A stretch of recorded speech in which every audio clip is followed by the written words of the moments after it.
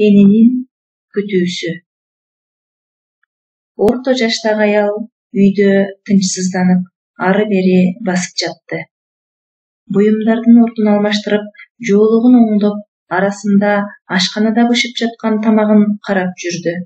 Сырттан бир үн угулса, дароо терезени карап, коңгуроонун үнүн угуп, сүйүнүп, эшикке барганда башка бирөө экендигин билип капаланды. Жалгыз уулунун жумушу борбордо болгондугуна байланыштуу 2 айдан бери үйүнө келе элек. Аял эшиктен ошол уулунун кирип келишин чыдамсыздык менен күтүп жатты. Ар майрамда уулунун «Апаке, 8-март майрамыңыз куттуу болсун» деп бек кучактап куттуктаганына көнүп калган эле. Анын бул жолу да эшиктен жүгүрүп кирип куттуктап, анан жасаган тамактарымды жейт деп элестетти. Бирок баласы келер-келбесин айткан да эмес болчу. Аял ойго батып, эгер келбесечи, уруксат ала албай калган болсочу, деп ойлоду. Ошол учурда жүрөгү уулуна болгон сагынычка толгонун сезди. Эне таң эртеден даярданып баштаган эле. Анын тынч ала албай оораланганын байкаган күйөөсү «Эмнеге даярданып жатасың?» деп сурап жооп алган эмес. Соңунда аялы «Бүгүн үйдө жумуштарым көп, сен сыртка бир аз сейилдеп басып келбейсиңби?» деп суранып жатып көндүрдү. Эгер даярдыгымдын себебин билип калса, канча күтсөм да уулум келбесечи, деп ойлоду.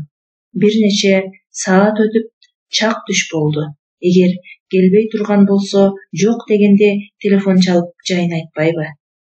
Болбосо ушул 8-март күнү бир чалып куттуктайм деп койбойбу? Мен мынтип күтүп жатам.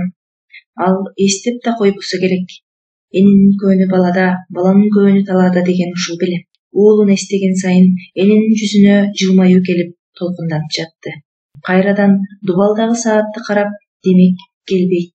Жок дегенде чалып койгондо үнүн угаар элем, деп улутунду. Ушинтип ойго батып отурганда телефону шыңгырап калды. Уулунун үнүн укканы менен дароо же сүйүнүшүн, же капаланышын билбеди. Балким уулу үйгө келбестигин айтыш үчүн чалгандыр. Алло, апа, кандайсыз?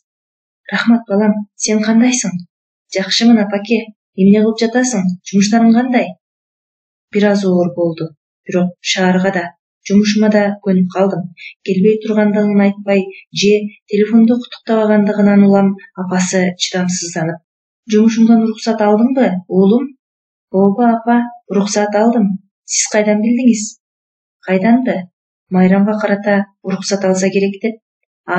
Туура, бүгүн 8-март эмеспи? Майрамыңыз менен, апаке.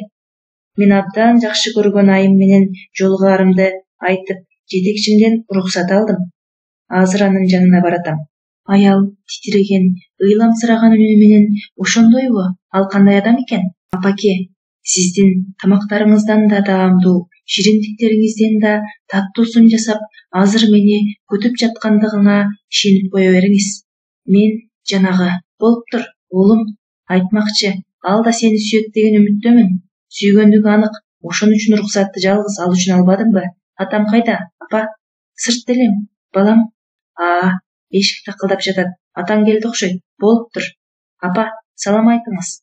Мен болсо ичинен жыпар-жыттар келип жаткан эң негизгиси дүйнөдө эң урматтаган дүйнө сулуусунун эшигинин алдында турам.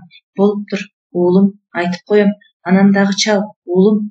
Жараткан сага жар болсун. Эне телефонду кыйла коюп ойго батты. Ал уулун ушунчалык сагынып, аны көрүүнү абдан каалаган эле. Эшикти ачаарда көзүнө жаш дегеленип, тамагы боолуп турду. Каалга кайрадан кагылганда ачууга аргасыз болду. Ким экенин караганча үлгүртпөй мойнунан бек кучактап, «Жаным апаке, 8-мартың куттуу болсун» деген куттуктоо ага түш сыяктанып кетти. Уул экен. Ал апасы сүйгөн кара көздөрүн күлмөңдөтө, «Апаке, майрамда сизди сүйүнтүп, сюрприз кылайын дедим. Суранам, ыйлаба», деди. Энинин көзүнөн сүйүнүчтүн жашы агып жатты.